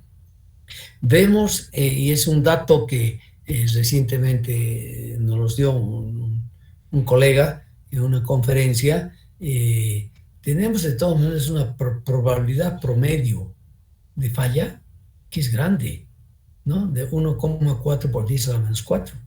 Nos decía, mire, estamos ahorita aquí, y esto refleja, bueno, no tenemos datos del 2021, pero el 2019-20 era, pero estamos tremendamente, hay que preocuparse por significa que tenemos 9 presas que año. La falla de 19 presas al año en el mundo. Y de hecho, los últimos 3-4 años aquí hemos tenido clarito, una falla catastrófica, una presa en Villamontes, por suerte ha sido reparada muy bien, no se la perdió totalmente, es una suerte, y la presa aquí que tenía, no falló estructuralmente, sino funcionalmente su fundación, la presa del Salto en Aquila, también hemos resuelto, ¿no? O sea, hay que tomar en cuenta que hay que hacer mucho análisis entonces para tener las presas como tal. Les voy a mostrar aquí un poquito para que vean la importancia de la geotecnia y cómo falló esta presa que es mundialmente conocida y siguen estudiándose, siguen, la gente visita las ruinas, aquí están las ruinas. Esa fue la presa que se tenía, que se llama de Malpasat, en francés se llama Malpasat, el paso malo, ¿no? El paso feo, condiciones bien difíciles, aunque las condiciones geológicas no eran malas, pero faltó estudiar más. Esto fue construido en la década de los 50 del siglo pasado, tardó varios años en construirse, pero finalmente hasta el 54, 55, después hubo problemas, al final era para riegos. Se empezó a llenar y en diciembre, mire, ahorita ya son 40, 62 años, ¿no? Ya está casi por llenarse la presa y falló. Falló y se fue todo hacia afuera y destrozó todo lo que había por aguas abajo. Está muy cerca al Mediterráneo, está en el sur de Francia y con más de 400 fallecidos, ¿no? Es una presa hermosa, de arco doble curvatura, de 60 metros, 60,55 metros de alto, ¿no? La longitud de la cresta no era tan grande, era apenas 102 metros, ¿no? Con un ancho de coronamiento tremendamente reducido, limitado, de 1,5 metros. Y la base tenía apenas 6,76. Era una cascarita, una presa de doble curvatura, realmente una cascarita, una belleza de presa. Un diseño único, pionero en esa época, hecho por la oficina de ingenieros Coyne-Bellier de París, el ingeniero Coyne, que, ojo, mire, que el ingeniero Coyne, de pena y la conciencia, la cabeza, qué sé yo, murió de pena a los 6 meses del accidente. No pudo soportar. No pudo decir, porque todo estaba bien hecho, la estática de la presa, todo estaba muy bien hecho, pero falló, ¿ya? Y aquí se ve el remanente, ¿ya? Aquí se ve el remanente del apoyo derecho, lo que falló fue el apoyo izquierdo. Ya les muestro qué es lo que pasó. Aquí está la hermosa presa, ¿no? Y se hizo ya trabajos aquí en este apoyo para poder introducir todas esas fuerzas debido al funcionamiento como cáscara de la presa al macizo rocoso. Y teníamos esa situación acá, ¿de acuerdo? Pero no se estudió lo suficientemente las disposiciones de las discontinuidades en el macizo rocoso en este apoyo. En este apoyo, aquí nuevamente les muestro, perdón, aquí estamos, ¿no? Aquí nuevamente les muestro lo que quedó de la presa en el apoyo izquierdo, ¿ya? Y resulta que no se estudió lo suficientemente la disposición aquí de los estratos y de la esquistosidad. Y lo peor fue que no se vio bien esta falla, que tenía rellenos arcillosos. ¿De acuerdo? Esta falla. Y se fue llenando el embalse, ¿no es verdad? Y empezó, claro, el agua fue empezando a penetrar aquí. Estos son esquistos genésicos, gneiss. Ustedes saben, el gneiss viene, entre otros, de la formación, de la transformación de las rocas, de los granitos, ¿no? Miren. Y claro, empezó a llenarse la presión, y finalmente aquí una fuerza tan grande, por la infiltración, una fuerza tan grande que desestabilizó todo este bloque que estaba lamentablemente diseñado para la naturaleza, lo diseñó para que con grandes fuerzas que se le aplicaron pierda su equilibrio, ¿no? Sobre donde estaba apoyada parte de la presa. Estaba apoyada aquí, ¿verdad? Mire, la conjunción, la presencia de esta falla que se tuvo acá por una parte, ¿ya? Y la presión grande que fue abriéndose camino, la presión del agua, en esas líneas de esquistosidad de este gneiss esquistoso, que generaron una fuerza tremendamente grande aquí, una reacción, un empuje hidrostático muy grande acá, que desestabilizó todo este bloque y donde estaba apoyada la presa, a pesar de que estaba aquí la fuerza de la presa, las fuerzas que estaban transmitiendo la presa, y desapareció. Y quedó esto de la presa. Esta partita, eso que se ve aquí en blanquito, ¿no es verdad? Aquí se ve mucho mejor, ¿no es verdad? Es lo que quedó de la presa, ¿no? Fue el 59 este accidente. A partir de eso que se dijo, pucha, mecánica de suelos tiene, o digo, perdón, de rocas tiene que seguir adelante, y así es como el 62 se funda la Sociedad Internacional de la Mecánica de Rocas, que ya tiene 60 años y se sigue trabajando intensamente. Cumplimos 60 años cabalmente el próximo año. Va a haber un gran congreso en la ciudad de Salzburgo, en Austria, donde se fundó la Sociedad Internacional de Mecánica de Rocas. Ahora ya nos llamamos Mecánica e Ingeniería de Rocas, ¿ya? Ese es el nuevo... Bolivia tiene su capítulo boliviano, es la Sociedad Boliviana de Geomecánica, el BAC, donde ustedes estudiantes pueden hacerse miembros ya de estudiantes en la Sociedad Boliviana para participar en todo lo que hace la Sociedad Internacional y aprender más de presas y conocer más de presas, ¿ya? Las conclusiones de este gran accidente con tantos fallecidos fue muy grande. Mucha gente ha trabajado en este proyecto y las resumo yo aquí en estos 3 puntos, ¿ya? Que es el mensaje que quiero darles, que tenemos que tener mucho cuidado cuando hacemos presas. Claro que esta es una presa en arco, tenemos una hermosa presa en San Jacinto, en Tarija, acabo de verlo el día de ayer, que está funcionando bien, pero mal manejada, mal, sin atención, pero está ahí una hermosa presa de en arco, y la primera presa en arco la tenemos en Lupi Lupi, que se hizo a principios del siglo pasado en Bolivia para la industria minera, ¿no? Una hermosa presa de 70 metros de alto, en un cañadón. Está totalmente inhabilitada, está prácticamente en escombros, gran parte de la obra está ahí. El lindo fuera poder rehabilitarla, ¿no?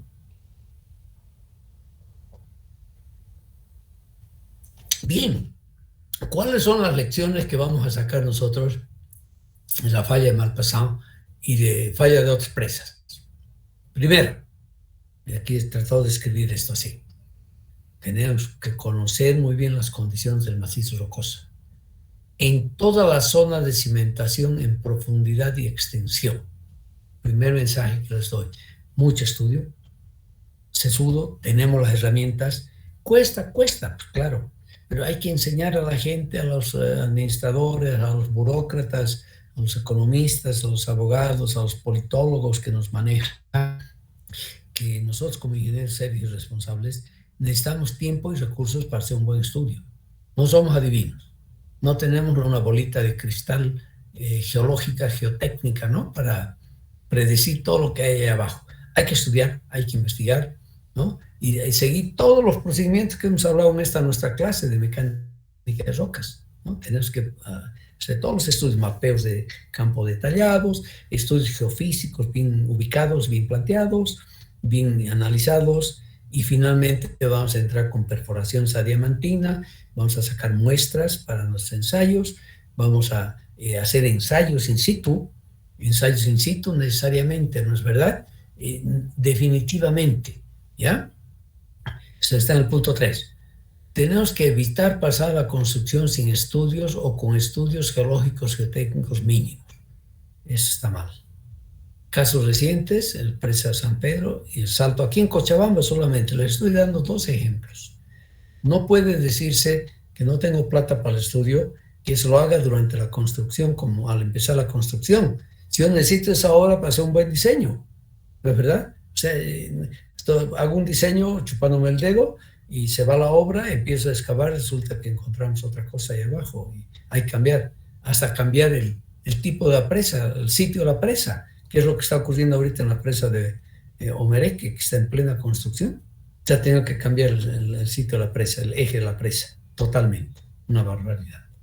¿Por qué? Porque no teníamos los estudios geotécnicos mínimos necesarios en la fase de estudios, ¿ya? Y nosotros tenemos que desarrollar estudios geotécnicos completos, mapeos detallados, todos los estudios geofísicos que vamos a hacer, y los sondeos y los ensayos in situ, aparte de aquí los ensayos de laboratorio, ¿no? Voy a aumentar esto además acá, porque sí me parece que es un resumen que hago que va a ser útil para todos nosotros. Ensayos de laboratorio, ¿no? Hemos hablado un poquito de eso, por suerte, ustedes tienen el capítulo 4 y 5, hemos hablado un montón de esto.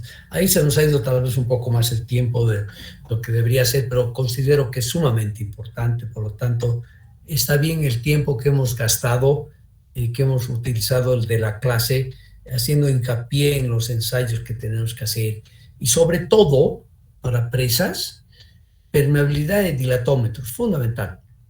Porque permeabilidad, de hecho, porque tenemos que hacer buenos modelos hidrogeológicos, ¿no? Para ver cómo se va a mover el agua por debajo de la presa en ese macizo rocoso. Y además tenemos el hecho de que hacer una cortina de impermeabilización, ¿no es verdad? Vamos a hacer una cortina.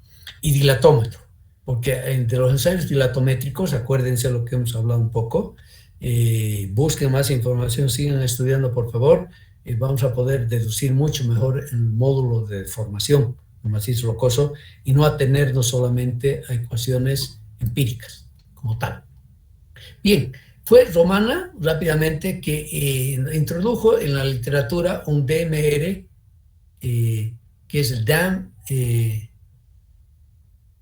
lo llamó DMR, en base al RMR, ¿no? DAM más ratio, ¿no? Y tiene el de estabilidad, donde tenemos el básico, ese es el básico de Wieniawski, es el básico donde del 89, además que estamos usando nosotros, donde usamos la valoración de la aguas subterráneas igual a 15, ¿ya? Que sería más o menos el intrínseco, ¿no es verdad? Y además un coeficiente CF que estaría en función aquí de la dirección de los buzamientos respectivos, ¿de acuerdo? Y el R está de estabilidad que sacamos de la tabla siguiente.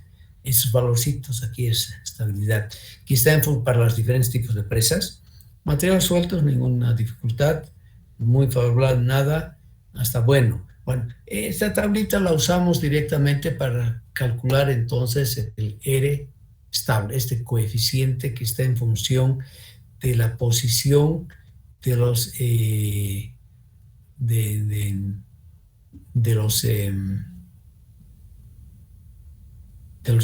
estratos como tal, y de downstream y upstream, ¿no? Que cuando busan en esta dirección aguas abajo, y cuando busan en esta dirección, si es presa en ar, son los tres tipos de presa que tenemos acá, ¿no? Para definir el R está, ¿ya? Materiales sueltos, gravedad y en arco, como tal. Y es downstream and upstream. Voy a tratar de traducir esto para tenerlo, para que no. Pero puede estar aquí la traducción. Buzamiento arriba, cualquier buzamiento, ¿no? Y vamos a elegir entonces el valor acá para calcular este valor. Y este valor nos ayuda, este valor que podemos sacar del DMR de estabilidad, nos dice hasta qué profundidad vamos a tener que hacer la excavación para poder fundar la presa. Si es material suelos y sueltos, no tenemos nada que hacer. Si es material de escollera, o sea, una presa de escollera, compactadora de hormigón, por ejemplo, ya tenemos que satisfacer estos valores, ¿ya? Y además, ¿cuándo tenemos que hacer la inyección de consolidación? Que tenemos dos tipos de inyecciones, consolidación e impermeabilización. Consolidación es mejorar las condiciones, la parte superficial del terreno donde vamos a colocar la obra, ¿ya? Y nos piden esos valores, ¿ya? Les doy esto, ya no voy a aplicar con ustedes esto, pero para que tengan a mano y alguna vez en la vida se acuerden de que existe todo esto y que vale la pena que podamos aplicar. Algo que sí, y aquí voy a tener que casi decirles, hay tiempito todavía, un par de minutos más. Es muy importante que tomemos en cuenta el impacto que tiene el agua en el comportamiento de la roca, y no solamente en su resistencia a la compresión simple, sino también en su coeficiente de deformación. Y tenemos este axioma fundamental experimental que en la mayoría de las presas, vean los estudios, no toman en cuenta. Es el hecho de que la resistencia y la deformación, módulo de deformación, se reducen en estado totalmente saturado. Y es lo que yo puedo esperar en una presa, no está debajo de una presa. Voy a llenar de agua y claro, va a haber agua y va a haber presión y siempre va a tener pequeños conductos de una u otra forma ahí saturándose todo ese terreno, y eso me va a ir bajando la resistencia y bajando el módulo de deformación del macizo rocoso, que va a impactar totalmente en el comportamiento de la presa, ¿no es verdad? Es por eso que necesitamos siempre instrumentar muy bien una presa y ir sabiendo qué va pasando año tras año. Son procesos largos que llevan años, pero tengo que saber qué está pasando abajo. Por lo tanto, tengo que instrumentar y tengo que tener una organización que mantenga bien los equipos, que mida y que procese esa información en forma regular durante todo el periodo de operación de la presa. Y aquí fíjense, datos experimentales. Y aquí, ojo, que a mí me preocupa de verdad que no estemos tomando en cuenta esto. Por ejemplo, aquí tengo el cuadradito negro. Son areniscas, aquí son secas, sin agua, de grano medio. Aquí tengo los valores. Las mismas areniscas de grano medio saturadas, totalmente saturadas. Aquí están sus valores, con cruz. ¿Sí? Fíjense, hay una reducción abismal a veces de la resistencia entre seco y totalmente saturado. Aquí promedio, si yo saco todo el promedio general de estas areniscas de grado medio acá, por ejemplo, puede estar alrededor de 40, 50, algo así, ¿no? 50. Y aquí fíjense una dispersión mucho más grande, pero el promedio va a estar tal vez aquí en 30. O sea, hay una reducción tremenda. Fíjense ustedes cómo se reducen la resistencia a la compresión simple de estas rocas, ¿ya? Y claro, y aquí mire cómo el abanico tan grande acá, ¿no? Y esto, claro, me va a reducir también el módulo de deformación drásticamente. Bueno, eso es importantísimo. Aquí tenemos que tener mucho cuidado entonces en este caso, ¿no es verdad? Aquí lo que tenemos, por ejemplo, ¿qué vamos a usar para la deformación? Evidentemente hay varias ecuaciones. Podemos usar la ecuación esta de Hooke y Carranza, por ejemplo, y tenemos muchas otras. En empresas estamos usando esta de Hooke y Carranza, por ejemplo, donde además tengo que tomar en cuenta ese coeficiente de perturbación D, que es amigo de ustedes, va a tener estos valorcitos, ¿no? Si hacemos una excavación muy buena, de muy buena calidad, macizo de buena calidad y una voladura normal, bien hechita, podemos usar aquí 0.4. Si no, vamos a usar 0.2 para cualquier tipo de macizo rocoso. Y hacer un análisis muy detallado del GCI, ¿verdad? Y en los ensayos laboratorios, el sigma CI, ¿ya? O sea, hay que tener mucho cuidado en eso. El efecto de la anisotropía es tremendo también, ¿no? Y nos vamos a tener que preocupar mucho cuando es muy anisótropa como tal, ¿ya? Y el efecto de la saturación del agua también vamos a tener, son lo que nos proponen también algunas formulitas empíricas como tal, pero tenemos que tener que usar fórmulas específicas como tal, ¿la verdad? Para poder calcular los módulos de deformación. Y finalmente aplicamos entonces el DMR de deformación y tenemos a las alturas de las presas diferentes que cumplir con cierta relación entre el módulo de deformación de la presa y el módulo de deformación del hormigón que estoy trabajando, que estoy usando como tal. Es bien importante entonces estudiar muy bien la geotecnia. Ese es mi gran mensaje ahorita de todo esto. Aquí no hay que aprender nada de memoria, simplemente ubicarse en los problemas que vamos a tener. Aquí estoy hablando de grandes presas, ¿no? ¿Ya? Menor de 50, y la mayoría que estamos haciendo son menores de 50, ¿no? Con hormigón convencional o hormigón compactado con rodilla. Y esto es más útil, este abaquito que lo hizo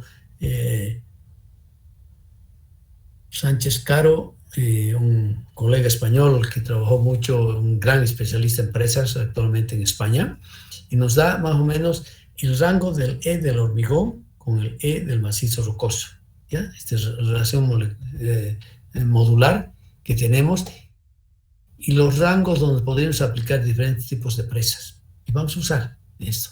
Para presas, por ejemplo, de material suelto, no tenemos mucho problema, ¿no?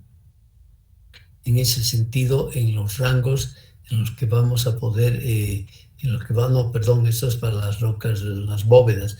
Tenemos aquí, bueno, no, aquí ya no hablo, perdón, estoy hablando sonceras, porque aquí no estoy hablando ya de los esfuerzos. Aquí tenemos que tener este E, que es fundamental, que es la relación entre el empuje horizontal y el peso de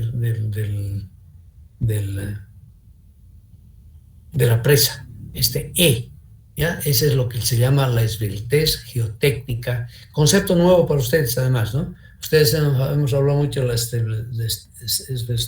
esbeltez de las estructuras, de las columnas, etcétera, etcétera. Ahora eso tenemos bien claro, ¿no? Para estudiar el pandeo, qué sé yo. Para presas es un concepto nuevo, todavía no se ha publicado esto en ninguna parte, no he encontrado ningún manual serio responsable de diseño de presas, ¿ya? Pero aquí tenemos entonces que los rangos donde vamos a poder aplicar con un buen comportamiento admisible, de nuestra presa, ¿ya? Con eso vamos a valorando, eso es para valorar el E del hormigón, esta relación. Y cuando hablamos del E del hormigón, grosso modo, tenemos estos valores, ténganlos bien en la cabeza. En las presas bóvedas usamos un hormigón de primera calidad, donde tenemos un coeficiente de deformación del orden de los 36 gigapascales. Ahora, presas de gravedad con hormigón hidráulico, 30 gigapascales. Y presas con hormigón compactado con rodillo, es el caso ahorita de la presa de Sehuencas y el proyecto Ibirizu. Tenemos 20 gigapascales, ¿ya? Y finalmente el relleno duro, que son las presas nuevas, tecnología japonesa trapezoidales, son 10 gigapascales, ¿no? O sea, claro, el coeficiente, el módulo de deformación del hormigón va a depender evidentemente de la cantidad de cemento que estoy usando, de los buenos agregados. Es un hormigón donde hay que tomar mucho más cuidado que, o igual yo diría también para las construcciones civiles de estructuras que tenemos, ¿no? Entonces, estamos introduciendo aquí, y eso quería dejar con ustedes, la esbeltez geotécnica de una obra, que es la relación extra de las fuerzas, que me van a permitir evaluar esta relación, porque tengo el E del hormigón, acabamos de hablar de él, ¿no? Digamos que es una RSC, va a ser 20 gigapascales, y aquí tengo el del macizo rocoso. O sea, voy a tener entonces, de acuerdo a la esbeltez geotécnica, ver si ese macizo rocoso es adecuado para poner ahí mi presa. Y si no es adecuado, tendré que bajar más con la excavación o tendré que cambiar de tipo de presa, ¿no es verdad? Ya esa mi presa ya no es factible como tal. Un ejemplito rápido, modelo geotécnico que se puede hacer es la presa de Carachibay en Tarija, que vamos a hacer un estudio adicional ahora, antes de que vaya la construcción. Esa presa ya tiene su financiamiento asegurado. Las diferentes perforaciones, mire, hemos hecho todas las perforaciones acá, se han hecho. Una partita, de hecho, no puede participar. Vamos a tener que seguir estudiando el sitio de presa, ¿no? Para poder ampliar el conocimiento, para poder una presa de gravedad se había pensado, ahora quieren cambiarlo a una presa de enrocado con pantalla de hormigón. Vamos a estudiar todo esto, ¿no? Y aquí tengo las permeabilidades de acuerdo a los ensayos de permeabilidad que hemos hecho. Ese es el resultado del estudio hidrogeológico, ¿no es verdad? Para finalmente definir qué tipo de cortina, la profundidad, el distanciamiento de las cortinas, el método de inyección que voy a poder tener para garantizar que tenga muy poca infiltración por aquí abajo, ¿no? Pierda poca agua, y aquí la agua es muy importante. Esto al norte de Tarija, en el municipio de San Lorenzo, es esta obra, ¿no? Y vamos a definir muy bien en toda nuestra cortina de inyecciones. Y aquí nuevamente les deseo lo mejor de lo mejor. Aquí vamos a acabar la clase, y la clase de este año, ¿no? Y mantengamos, por favor, lo que nos dijo alguna vez Don Quijote, ¿no? Realmente, nadie está loco, hay que hacer justicia. Pero lógicamente y con resultados bien medibles, y siempre en el marco de la transparencia, ¿no es verdad? Eso es otra cosa bien importante que tenemos que tener en cuenta, y que necesitamos transparencia, sobre todo. En todo lo que hacemos necesitamos transparencia, ¿no? Y eso sí es fundamental. Si no tenemos transparencia, tenemos dificultades, ¿no es verdad?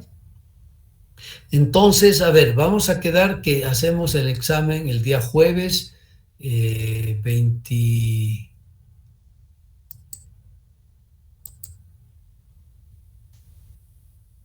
29 a las 8 de la mañana, ¿está bien?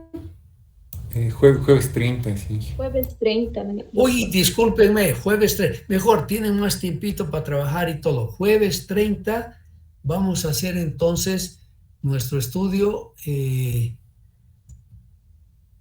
Vamos a trabajar ese jueves, ¿de acuerdo? El examen. El martes yo les propongo un ratito que nos unamos. El que quiere se conecta, siempre es libre todo esto. Ustedes son demasiado librepensadores, entonces respeto. Además vamos a estar ya en vacaciones, digamos. Entonces yo les propongo que nos unamos el martes. ¿Cuál sería una buena hora para ustedes? Cuéntenme. Para hacer dudas y una practiquita, vamos a trabajar juntos, ¿de acuerdo? Inge, sería por la tarde. Sería por la tarde, yo quisiera tal vez, por favor, porque en la mañana... No, por eso estamos cabalmente charlando y decidiendo cuándo nos reunimos el martes para una clasecita. Incluso tal vez para muchos va a ser mucho mejor en la noche. Sí, también, Inge, por favor. ¿Ah? ¿Qué opináis? Sí, en la noche está bien. En la noche está bien, Inge, por mí está bien. Puede ser 8:15 de la noche, doctor. En la noche todo el mundo dice que le conviene y que le gusta que estemos en la noche. Inge, en la noche tenemos taller. No, tienen taller. ¿De qué tienes taller? Es taller 1, Inge. ¿Qué es eso? ¿Qué significa taller 1? Taller de tesis 1. Ah, están en eso. ¿Cómo anda con esa materia? ¿Les falta mucho para concluir? Estamos elaborando el perfil, Inge. Pasamos lunes, martes y miércoles. ¿Y quién está dando esa materia? Lamentablemente el ingeniero Escalera cayó con el COVID. El ingeniero Caballero tiene un grupo que pasamos los lunes, martes y miércoles a las 8 de la noche. Ah, sí, ya fue invitado hace un par de años, caballero. Ustedes tienen toda la razón. ¿Y el otro grupo, quién lo está viendo? Igual al Inge Caballero. Igual Él el también caballero. el CERN está viendo todo, el Inge Caballero, todos los Sí, grupos. sí. Ah, qué bien, porque cuando se lo invitó, simplemente está invitado, ¿no? A esa materia, e hizo una presentación mucho mejor que los otros candidatos que querían dar la materia, ¿no? Le falta mucho en lo que es investigación el ingeniero Caballero, pero tiene toda la voluntad de seguir, de trabajar, pues, de hacer las cosas, ¿no? Y eso es importante. Eso sí es importante. Ok, entonces, yo no he cortado todavía la grabación. Ustedes saben que si necesitan la grabación, me piden nomás el link, que me lo mandan a los 2, 3 días de acabada la grabación, y con mucho gusto yo lo voy a distribuir a todos ustedes. Entonces, el martes, finalmente, ¿a qué hora nos podemos ver? 6:45. De la noche, ¿no? Sí, podría ser 9:45, 6:45 de la noche. 6:45 está bien, ingeniero. 20:45. Entonces, hablemos en cristiano, pues, si no tienen que decirme, a 20 está muy bien, está en el sistema de 0 a 24.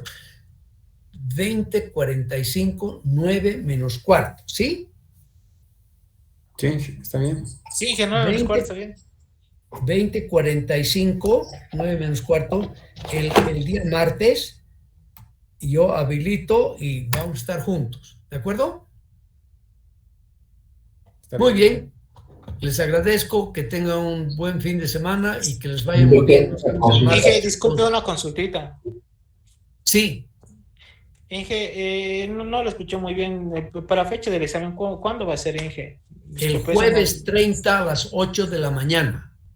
Jueves 30. Sí, voy a escribir eso en el WhatsApp, ¿ya? Listo, que les vaya muy bien. Buenas tardes.